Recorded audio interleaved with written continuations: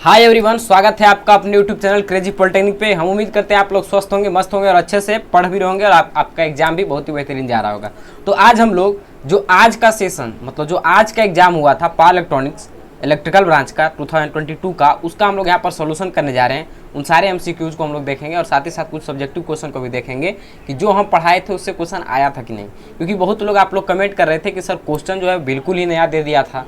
हमें भी लग रहा था हो सकता है शायद दिया हो, लेकिन ऐसा नहीं है। जो हम पढ़ाए थे उतना कोई पढ़ कर गए होंगे, मिनिमम जो रिवीजन क्लास कराए थे उतना जो पढ़ कर गए होंगे, तो कम से कम 70 मार्क्स में मिनिमम 50+ मार्क्स तो आप बना के जरूर आए होंगे। बाकी सारे क्वेश्चन जो नहीं भी बना होगा उसको आप लोग कोशिश किए होंगे, कोई क्वेश्चन को छोड़ कर नहीं आए होंगे तो मार्क्स अच्छा ही मिलेगा। क्योंकि क्वेश्चन सबके लिए नया था, जो क्वेश्चन आपके लिए नया था वो औरों के लिए भी नया था, तो सारे स्टूडेंट को इसमें प्रॉब्लम हुआ होगा। तो हम लोग देखिए सबसे पहला क्वेश्चन की ओर आते हैं। पहला क्वेश्चन हमारा कह रहा है the thyristor is reverse bias a positive gate pulse is applied to the thyristor. Reverse bias में और पॉजिटिव गेट हम दे रहे हैं तो क्या फर्क पड़ेगा। रिवर्स बाइस में जब है मतलब बैटरी का ही हम जो पोजीशन है वो हम लोग रिवर्स में कर दिए हैं, तब उस केस में हम गेट दे दें या कुछ भी दे दें ये ऑन नहीं ही होगा। तो यही इसलिए हमारा होगा विल नॉट टर्न ऑन। लेकिन इसमें बहुत सारे लड़के कंफ्यूज करके सिर्फ देखे होंगे कि अच्छा हम लोग तो पढ़े थे कि गेट देते हैं पॉजिटिव गेट तो हमारा थायरिस्टर ऑन हो जाता है, तो वो विल टर्न ऑन मार दिए होंगे। लेकिन इसका राइट आंसर होगा विल नॉट टर्न ऑन। क्या होगा, विल नॉट, क्योंकि यहाँ रिवर्स बाइस है और रिवर्स बाइस में हुआ मतलब जंक्शन हमारा दो जो है वो रिवर्स ब्लॉकिंग मोड में आ जाएगा। जंक्शन 1 और जंक्शन 3 दोनों रिवर्स ब्लॉकिंग मोड में आ जाएगा और सिर्फ और सिर्फ जंक्शन 2 जो हमारा है वो फॉरवर्ड बाइस में आएगा, जिसके कारण इसको तोड़ना, इसको डिप्लीट करना बहुत ही मुश्किल हो जाएगा। तो हमारा राइट आंसर होगा option number B, will not turn on. Next question है the most common widely use method of एसिया ट्रिगरिंग इज। क्या इसमें से कौन सा मोस्ट कॉमनली यूज है, तो सबसे ज्यादा जो हम लोग यूज करते हैं वो गेट ट्रिगरिंग। तो इसका right answer option number B. ये तो दिमाग लाने वाला क्वेश्चन ही नहीं था। नेक्स्ट हमारा the following device has 2 gates. क्या इसमें से किसके पास 2 गेट है, तो आप यहाँ पर देख सकते हैं कि यूजेटी और बीजेटी इसमें तो गेट होता ही नहीं है। एससीआर में हमारा एक गेट है, तो इसको इस तरीके से आप एलिमिनेट कर सकते थे अगर आपको नहीं आता तब। तो तब इसमें क्या बच रहा है मेरा ट्राइक, तो यही होगा। तो इसलिए हमारा राइट आंसर होगा ट्राइक। एलिमिनेट करने पर देखिए बहुत सारा ऐसा क्वेश्चन होता है जिसको कि आप एलिमिनेट करके बना सकते हैं। अगर आपके पास आइडिया उसके बारे में नहीं भी है तो आप एलिमिनेट उसको कर सकते हैं। और यूजेटी और बीजेटी कहेंगे सर आप तो पढ़ाए नहीं, लेकिन यूजेटी बीजेटी आप जब बेसिक इलेक्ट्रॉनिक्स पढ़े होंगे तो वहाँ पर आपको पढ़ाया गया होगा। कुछ क्वेश्चन यूजेटी बीजेटी से आपको पूछ दिया था सब्जेक्टिव में, मॉस्फेट ये सब पूछा हुआ था जो कि आपको पढ़ना था बेसिक इलेक्ट्रॉनिक्स में। यहाँ पर देखिए ये स्वतंत्र है, ये जो हमारा बोर्ड है ये स्वतंत्र है आपसे क्वेश्चन पूछने के लिए। जरूरी नहीं है कि आपका सिलेबस का ही 100% डील करे। यहाँ पर 2 दिक्कत हुआ कि जो 5th सेम का इलेक्ट्रॉनिक्स ब्रांच का था, 5th सेम इलेक्ट्रॉनिक्स ब्रांच, उसका जो सिलेबस में उसमें डिफाइन करके दे दिया है ट्रायक डायक, उसके बाद हमारा यूजेटी बीजेटी उसमें अलग डिफाइन करके दिया, लेकिन आपके सिलेबस में डिफाइन करके नहीं दिया है। इसी के कारण कोई भी टीचर इसको उतना बेहतरीन ढंग से नहीं पढ़ाता है। आपके सिलेबस में इसलिए भी नहीं दिया था क्योंकि यूजेटी और बीजेटी इसको आप लोग जो है वो transistor UJT unijunction transistor bipolar junction transistor ये सब के सब आप लोग बेसिक इलेक्ट्रॉनिक्स में पढ़ लिए, इसी वजह से भी नहीं देता है। तो यही बात है, क्वेश्चन नया था लेकिन क्वेश्चन आप नया इसको नहीं कर सकते क्योंकि ऑलरेडी आप पढ़ रखे थे। नेक्स्ट हमारा क्वेश्चन नंबर 4 कर रहा है कि the equivalent circuit of 2 transistor analogy of SCR consist of. ये तो आपको कल ही जब रिवाइज कराए थे बताए थे कि हमारा पीएनपी होता है, एक एनपीएन होता है। ऑप्शन डी इसका राइट आंसर हो गया। कुछ क्वेश्चन आसान थे, कुछ क्वेश्चन 2-4 क्वेश्चन थोड़ा टफ थे। तो क्या है लैचिंग करंट। लैचिंग करंट के बारे में क्या जानते हैं कि होल्डिंग करंट से ज़्यादा होता है, तो ग्रेटर देन होल्डिंग करंट होगा। ऑप्शन नंबर 20 का राइट आंसर होगा। ये सब क्वेश्चन में तो जो गलत किए होंगे वो उनका तो कुछ कहा ही नहीं जा सकता है। नेक्स्ट हमारा है single phase half control rectifier has 200 sine 3 मतलब 200 sine 314 T volt as input voltage and resistor R मतलब लोड जो यहाँ पर है वो रजिस्टर है for firing angle 30 the average output voltage.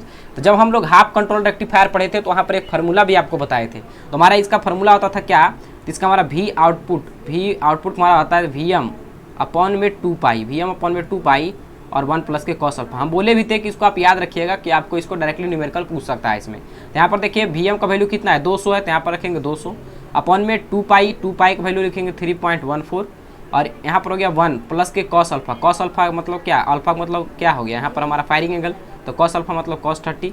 Overall जब आप इसको कैलकुलेट करिएगा कैलकुलेटर से तो हमारा जो वैल्यू आता है वो 15.56 आता है, जो कि हमारा कोई भी ऑप्शन में नहीं है।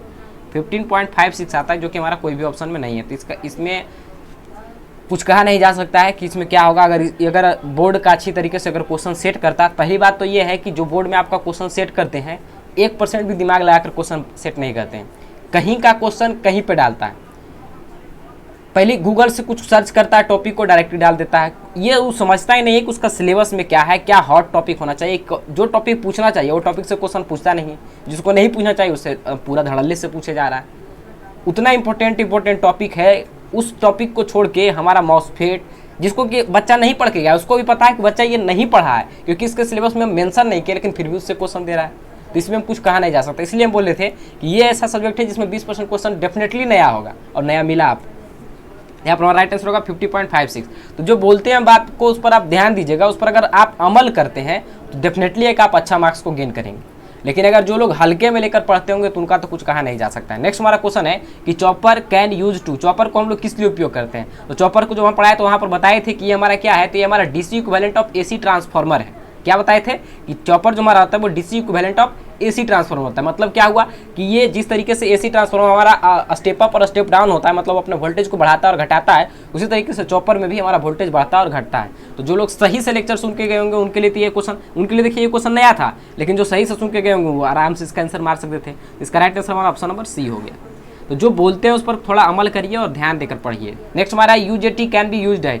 यूजेटी को हम लोग किस तरीके से यूज करते हैं? तो यूजेटी को हम लोग जो है वो स्मूथ मतलब स्वतीत जनरेटर की तरह यूज करते हैं। स्वतीत, ये डायरेक्टली ये नया क्वेश्चन था, तो इसमें हम लोग कुछ कह नहीं सकते, क्योंकि आप यूजेटी अगर पढ़े थे तो वहाँ पर आपको ये बताया गया होगा बेसिक इलेक्ट्रॉनिक्स में, लेकिन आप लोग पढ़े नहीं, आपको प्रमोट कर दिया होगा, तो इसमें हम कुछ कह नहीं सकते, कोई कमेंट हम नहीं कर सकते। ये क्वेश्चन नया था, इसको मानते हैं। नेक्स्ट हमारा है स्टेप डाउन चॉपर। वैसे अगर प्रीवियस ईयर में पूछा गया होगा तो वहाँ पर बताया हुआ गया होगा। The step down chopper circuit has voltage of 200 volt. Voltage input voltage कितना है? 200 वोल्ट है, और ड्यूटी साइकिल हमारा 0.6 है। तो कह रहा है एवरेज आउटपुट वोल्टेज। तो स्टेप डाउन चॉपर में एवरेज आउटपुट वोल्टेज क्या होता है? तो इसका हमारा फॉर्मूला होता है एवरेज आउटपुट वोल्टेज का, वो हमारा होता है, हमारा इसका फॉर्मूला होता है डायरेक्टली हमारा जो VM है वो होता है VM और इंटू में अल्फा होता है। तो यहाँ पर देखिए VM का वैल्यू कितना है? VM का वैल्यू हमारा 200 है, और अल्फा का वैल्यू हमारा कितना है? 0.6। इसको जब आप मल्टीप्लाई करिएगा तो होगा कितना? 120, मतलब इतना हो जाएगा 120। तो राइट आंसर हो गया ऑप्शन नंबर बी। तो इस तरीके से इसको बनाना था। कॉमन सेंस भी देखिए, कभी कभी अगर आंसर नहीं भी आया कैलकुलेशन का तो थोड़ा मोड़ा इधर उधर करके देख लीजिए कि हम क्या कर सकते हैं, तुम्हारा ऑप्शन मैच कर रहा है।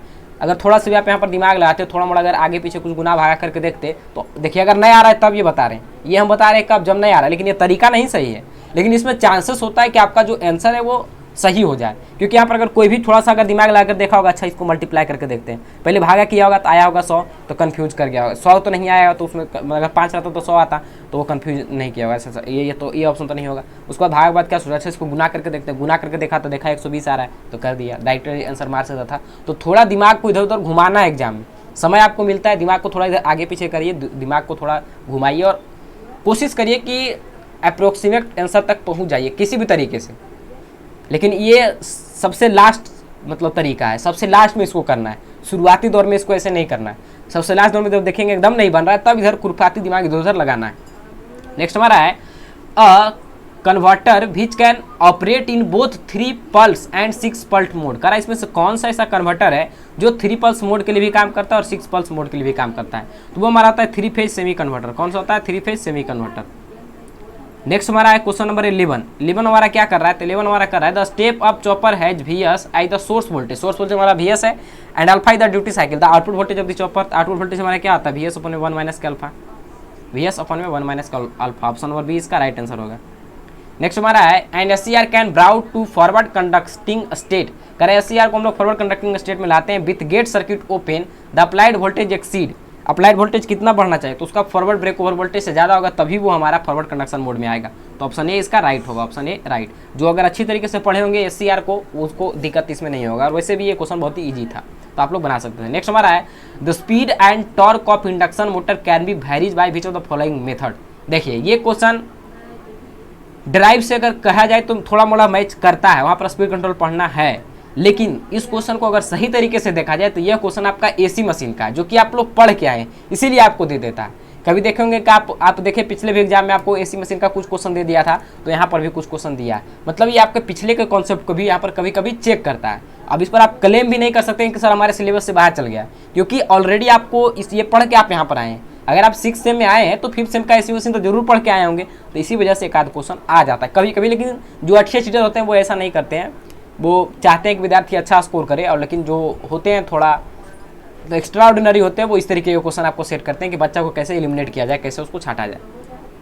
तो इसका राइट आंसर हमारा ऑल हो जाएगा। स्टेटर वोल्टेज कंट्रोल स्टेटर की तरफ से भी करते हैं, रोटर से भी करते हैं और फ्रीक्वेंसी से भी करते हैं। फ्रीक्वेंसी के लिए तो आप ये समझ सकते हैं कि हमारा जो स्पीड होता है वो क्या आता है, एन एस इक्वल टू हमारा क्या आता है 120 एफ अपन में पी, 120 एफ अपन में पी। तो पी के द्वारा हम करते हैं, पोल के द्वारा भी करते हैं, पोल को चेंज करके, लेकिन बेसिकली ये होता नहीं है। जनरली हम लोग फ्रीक्वेंसी को चेंज करके करते हैं। एक फ्रीक्वेंसी कंट्रोल हो गया, रोटर साइड से भी हम लोग कंट्रोल करते हैं और स्टेटर साइड से भी हम लोग कंट्रोल करते हैं। तो stator voltage control, rotor voltage control और फ्रीक्वेंसी कंट्रोल। तो हमारा राइट आंसर हो गया ऑप्शन नंबर डी। नेक्स्ट हमारा क्वेश्चन नंबर 14, ये क्या कह रहा है कि ना single phase half bridge inverter with a resistive load the nature of output wave is.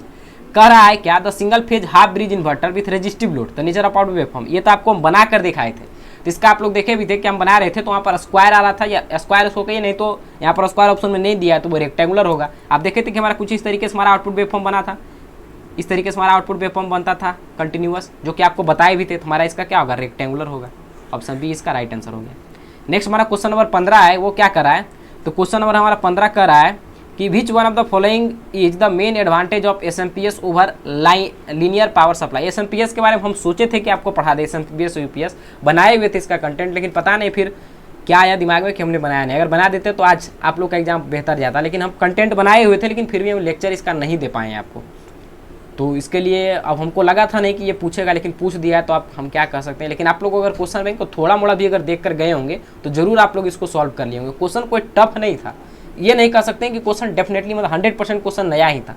Question पुराना भी था, क्वेश्चन कुछ नया भी था, लेकिन कुछ क्वेश्चन ऐसा था मॉडरेट लेवल का इसको क्वेश्चन कर सकते हैं, एकदम टफ नहीं कर सकते, ना ही एकदम ईजी कर सकते हैं, लेकिन मॉडरेट लेवल कर सकते हैं कि आप अगर ट्राई किए होंगे तो क्वेश्चन सारा बन गया होगा मिला जुला कर। किसी का आंसर थोड़ा कम लिखाया होगा, लेकिन सारा आंसर क्वेश्चन जो है उसका आप सोल्यूशन कर लिए होंगे अगर अच्छी तरीके से आप थोड़ा मोड़ा भी अगर ध्यान देकर हमारे लेक्चर को देखे होंगे तब। तो यहाँ पर क्या करा है, which of the following is the main advantage of SMPS over linear power supply. करा इसमें से कौन सा हमारा जो है one of the best advantage है, तो वो हमारा क्या है, लो पावर डेसिपेशन। क्या है, लो पावर डेसिपेशन, या कहीं पर इसी की जगह पर और कहीं ऑप्शन दे जाता है, वो हमारा देता है हायर एफिशिएंसी। हायर एफिशिएंसी कब रहेगा, जो हमारा पावर कम रहेगा। तो यही हमारा होगा, इसका right answer option number B होगा, लो पावर डेसिपेशन। नेक्स्ट हमारा है the overlap angle of a phase control converter. The overlap angle of a phase control converter would increase on increasing the. कह रहा है कि ओवरलैप एंगल जो होता है फेज कंट्रोल कन्वर्टर का, उसको हम लोग इंक्रीज करते हैं। किसको इंक्रीज करके, तो उसको हम लोग सोर्स, उसका जो सोर्स इंडक्टेंस होता है उसके इंक्रीज करके हम इसको मतलब इसके इंक्रीज करते हैं ओवरलैप एंगल को। Overlap angle of phase control converter would increase on increasing the source inductance. Next हमारा है द क्लास ए टाइप और load commutation is possible in case of. करा कि क्लास ए टाइप का लोड क्लास ए या load commutation possible है किसके case में, डीसी सर्किट में, एसी सर्किट में, या both DC and AC circuit. तो क्या करा है, class A type commutation is possible in. Class A type किसके लिए पॉसिबल होता है, तो क्लास ए टाइप जो आप लोग पढ़े होंगे क्लास ए टाइप, वो हम लोग डीसी सर्किट के लिए उपयोग करते हैं। तो ऑप्शन ए इसका राइट आंसर हो गया, ऑप्शन नंबर ए। नेक्स्ट हमारा क्वेश्चन नंबर जो है वो कह रहा है कि in case of variable frequency system किसको हम लोग वेरी करते हैं, तो वो हम टी को वेरी करते हैं। टाइम पीरियड में क्या आता है, टी इक्वल टू हमारा होता है टी ऑन प्लस के टी ऑफ। क्या आता है, T on equal to T off, T on plus T off, ये हमारा होता है टाइम पीरियड। मतलब टी होता है, टी का हम वेरी करके इस तरीके से हम लोग इसका कर सकते हैं। नेक्स्ट हमारा है स्टैटिक यूपीएस रिक्वायर। यूपीएस में क्या आता है, इसको कहते हैं यूनिट पावर सप्लाई। तो इसमें आप लोग देखते होंगे इसमें इन्वर्टर और रेक्टिफायर दोनों का मिश्रण होता है, दोनों चीज़ इसमें होता है। जैसे आपके घर में भी जो इन्वर्टर होता है तो वो रेक्टिफाई भी करता है, वो डीसी को एसी में भी कन्वर्ट करता है और एसी को डीसी में भी कन्वर्ट करता है, मतलब दोनों काम करता है। तो इसीलिए हमारा इसका होगा बोथ इन्वर्टर एंड रेक्टिफायर, क्योंकि आप देखेंगे लाइन से वो चार्ज भी होता है, लाइन करता है तो डीसी को एसी में भी कन्वर्ट करता है। तो ये हमारा बोथ होगा। नेक्स्ट हमारा क्वेश्चन नंबर 20 है, जो सबसे लास्ट क्वेश्चन है, वो क्या करा है कि can be use as single phase static AC switch. Single phase AC मतलब single phase static AC switch में हम लोग किसको उपयोग करते हैं, तो वो हम लोग ट्राइक का उपयोग करते हैं। किसको करते हैं, ट्राइक का। तो ऑप्शन डी इसका राइट आंसर हो गया। तो ये हमारा था ऑब्जेक्टिव का। और हम देखिए सब्जेक्टिव में आपको दिखाते हैं कि क्वेश्चन कितना क्वेश्चन आपको छूट सकता था। मैक्सिमम 1 से 2 क्वेश्चन जो था वो आप नहीं बना सकते थे, लेकिन बाकी सारी क्वेश्चन बना सकते थे। पहला है the difference between SCR and triac, ये आप नहीं बना सकते थे, अगर चाहते तो बना लेते। जो मेन कोर्स में आप हमारे साथ जो पढ़े होंगे उनमें हम एससीआर के अलग बता दिए थे कि एससीआर क्या है, और ट्राइक के हम फिगर के थ्रू बताए थे। तो उससे भी आप कुछ डिस्टिंग्विश करके लिख सकते थे कि इसमें एससीआर में हमारा क्या होता है, तो इसमें हमारा जो होता है वो गेट होता है, एनोड होता है, कैथोड होता है। ट्राइक में उसी तरीके से हमारा जो होता है उसके बारे में लिखना था। तो कम से कम अगर फिगर को भी जो याद करके गए होंगे तो 2-3 पॉइंट तो मिनिमम इससे लिख ही लेते। तो ये हम इसको हम तो ये मानते हैं कि आपको पढ़ाया हुआ टॉपिक था। मॉसफेट आपको नहीं पढ़ाया हुआ था, लेकिन मॉसफेट आप पढ़े थे। कहाँ पढ़े थे, तो आप बेसिक इलेक्ट्रॉनिक्स में पढ़े थे। लेकिन अगर आप नहीं पढ़े तो ये यहाँ पर आप नहीं इसको कर सकते। यहाँ पर पावर मॉसफेट था। तो अगर ये एक मानते हैं कि ये क्वेश्चन जो आपका है वो हम एक तरह से मानिए तो हम नहीं डील किए थे। कौन ला, हमारा दूसरा का। और नेक्स्ट लेकिन हमारा है दूसरा, ये जो हमारा describe the working of single phase full bridge converter with wave form, ये तो आप बना लिए होंगे अच्छी तरीके से, इसमें कोई दिक्कत नहीं होगा। साथ ही साथ ये प्रोटेक्शन का भी आप लोग बना लिए होंगे, ये बता दिए थे। Explain V I characteristics of UJT, ये हम नहीं बताए थे। लेकिन what is an electric drive, ये हम बताए थे। Explain the major component of block diagram के साथ हम बताए थे इलेक्ट्रिकल ड्राइव, इसीलिए हम बताए थे कि हमको इस पर था उम्मीद कि ये आएगा, जिस पर लेकिन ज़्यादा उम्मीद था वो नहीं आया, ये बात तो है। उसके बाद हमारा क्या है कि explain the neat and sketch class C chopper हम बताए थे, ये आप बना लेते। तो देखें यहाँ से अभी तक तो एक क्यू क्वेश्चन आपका नहीं छूटा। नेक्स्ट हमारा है explain what is static switch. तो स्विच के बारे में अगर कुछ थोड़ा मोड़ा भी आप अगर जानते होंगे तो कुछ ना कुछ अगर इसमें स्विच में लिखे होंगे तो डेफिनेटली है कि आपको 4 मार्क्स में 2 मार्क्स तो कम से कम मिल ही जाएगा। तो ओवरऑल आप क्या देखें कि यहाँ पर तो 4 मार्क्स में लगभग जो क्वेश्चन था उसमें से कुछ एक आध क्वेश्चन को अगर लेकर चले तो आप उसको नहीं बना सकते थे, लेकिन सारा बना सकते थे, वैसा कुछ इसमें खास था नहीं। 6 मार्क्स में क्वेश्चन कुछ नया था, ये बात को हम मानते हैं। 6 से में क्वेश्चन कुछ नया था, लेकिन उसमें भी आप क्या क्या बना सकते हैं वो हम बताते हैं।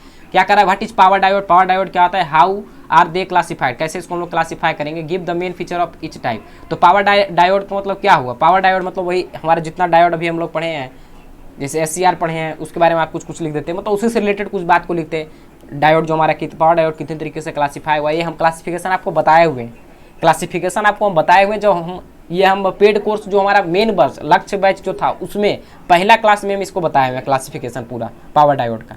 तो उसको आप अगर अच्छी तरीके से पढ़ेंगे तब तो लिख लेते हैं। चलिए अच्छा मानते हैं अगर ये क्वेश्चन को आप अगर बहुत अच्छे ढंग से नहीं पढ़ के गए होंगे तो, लेकिन फिर भी इसको लिख सकते थे, ऐसा नहीं था कि इसको आप नहीं लिख सकते, लेकिन कुछ मानते हैं कि इसको छोड़ देंगे, एक क्वेश्चन को छोड़ें। नेक्स्ट हमारा एक draw the wave form of time ratio TRC chopper, ये भी आप नहीं पढ़े थे। An SCR full wave rectifier supply PKC इतना वोल्टेज, ये न्यूमेरिकल है, तो न्यूमेरिकल तो आप करके ही नहीं गए थे, लेकिन शॉर्ट नोट्स इसमें आप लिख सकते थे। साइक्लो कन्वर्टर के बारे में, साइक्लो कन्वर्टर क्या है, थायरिस्टर कि डेली लाइफ में क्या यूज है इसके बारे में तो कुछ लिख सकते थे, ये क्वेश्चन आप बना सकते थे, ठीक है, यहाँ तक कोई दिक्कत नहीं। उसके बाद right the principle of operation of step up chopper, ये आपको बताए थे, ये आप बना सकते थे। 2 तो क्वेश्चन आपको डायरेक्टली मिल गया, एक क्वेश्चन को छोड़कर 7 नंबर को, ये तो आप कर सकते थे। तो यहाँ तक हो गया। चलिए अगला देखिए, हम लोग देखते हैं 10वां नंबर क्वेश्चन। क्या करा, what is line commutated inverter, how does they operate, explain.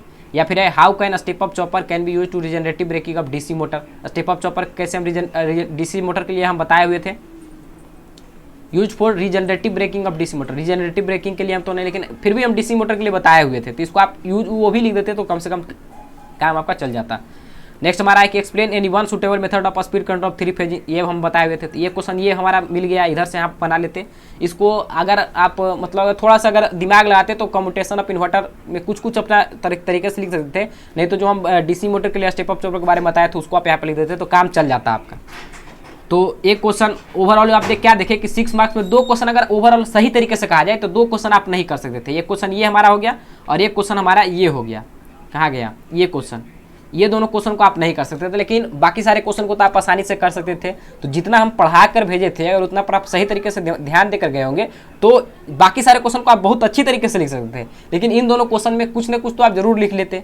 तो जो हमसे पढ़े के गए होंगे उनको तो कोई खास दिक्कत नहीं हुआ होगा, थोड़ा मोड़ा दिक्कत हुआ होगा, ये हम मानते हैं कि थोड़ा मोड़ा दिक्कत हुआ होगा, लेकिन जो अदर स्टूडेंट हैं उनसे उनका बेटर परफॉर्मेंस रहा होगा एग्जाम में। बाकी जो स्टूडेंट हैं उनसे तो बहुत ही बेटर उनका रहा होगा, ये हमारा भरोसा भी है, हमारा विश्वास भी है। और आप लोग कमेंट करके बताइएगा कि क्या जो हम बोले वो सही बात है या नहीं है, और किसका कितना मार्क्स आया वो भी आप कमेंट करके बताइए। तो ठीक है, मिलते हैं नेक्स्ट लेक्चर में, लेकिन एक बात पर आप ध्यान दीजिएगा कि हम लोग जो है हमारा जो नेक्स्ट ACS है उसका रिवाइज हमसे अब YouTube पे अभी नहीं हो पाएगा। तो जो लोग भी हैं जिनका ACS में अगर लग रहा है कि वो पास भी नहीं कर पाएंगे तो वो कम से कम जो क्रैश कोर्स में हम डाले थे वीडियो, उतना वीडियो को आप लोग जरूर देख लीजिएगा। और खासकर उसमें जो न्यूमेरिकल है रूट लोकस का और पोलर प्लॉट का, न्यूक्विस्ट प्लॉट और बोल्ट प्लॉट अगर आप नहीं भी पढ़ते हैं तो आपको एग्जाम में कोई फर्क नहीं पड़ेगा, क्योंकि जहां पर भी न्यूक्विस्ट प्लॉट पूछेगा उसके और में आपको जरूर एक रूट लोकस नहीं तो पोलर प्लॉट पूछेगा। तो रूट लोकस और पोलर प्लॉट पूछा, अगर ये दोनों पर आप कमांड किए हुए रहेंगे, न्यूक्विस्ट प्लॉट नहीं भी पढ़े हुए रहेंगे तो आपको कोई फर्क नहीं पड़ेगा। स्टेबिलिटी से क्वेश्चन रहेगा तो स्टेबिलिटी का के का जो वैल्यू निकालते हैं उसके बारे में आप लोग पढ़ लीजिएगा। राउथ एरे बनाने के लिए आप लोग कम से कम पढ़ लीजिएगा। उसके साथ ही साथ जो भी उसमें इंपॉर्टेंट टॉपिक है, मुश्किल से लगता है कि ओवरऑल मानिए तो 25 से 30 लेक्चर उसमें होगा, उन सारे लेक्चर को अगर आप देख लेते हैं और बाद में सबसे लास्ट में एक छोटा सा लाइव क्लास, क्योंकि हम थोड़ा बिजी अभी हैं, मेरा शेड्यूल थोड़ा बिजी है, हम थोड़ा घर आए हुए हैं तो घर में हम थोड़ा दिक्कत होता है अभी लाइव क्लास लेने में, और घर में कुछ काम चला इस वजह से हम नहीं अभी लोड कर पा रहे हैं, तो लेक्चर हम लाइव नहीं ले पाएंगे। हम बताए भी थे आज कम्युनिटी में, इसलिए हम पोस्ट भी कर दिए थे, लेकिन फिर भी बहुत सारे लड़के कॉल भी किए, मैसेज भी किए कि सर आंसर नहीं दे रहे, आंसर नहीं दे रहे। हम जब आए, जैसे हम अपना जहाँ पर काम हो रहा तो वहाँ से आए, उसको तुरंत बाद आपको हम लेक्चर प्रोवाइड कर दिए। तो ये मत सोचिएगा कि टीचर जो है वो जानबूझकर लेट करता है, उसके पास भी कुछ मजबूरी होता है, तभी वो आपको लेक्चर को लेट प्रोवाइड करता है। नहीं तो सारे लेक्चर को हम ऑन टाइम में क्यों प्रोवाइड करते हैं, सबको भी हम लेट कर सकते थे। तो ऐसा कोई बात नहीं है। तो जो लोग भी ACS में जिनको डर लग रहा है, जिनको पास होने में दिक्कत लग रहा है कि वो पास कर पाएंगे या नहीं कर पाएंगे, तो कम से कम जो हमारा क्रैश कोर्स का जो जितना वीडियो उसमें है वो सारे वीडियो को देख लीजिए, आपका बेहतरीन मार्क्स आएगा। तो ठीक है, मिलते हैं नेक्स्ट लेक्चर में एक नए कंटेंट के साथ, एक नए जोश के साथ। तब तक के लिए जय हिंद।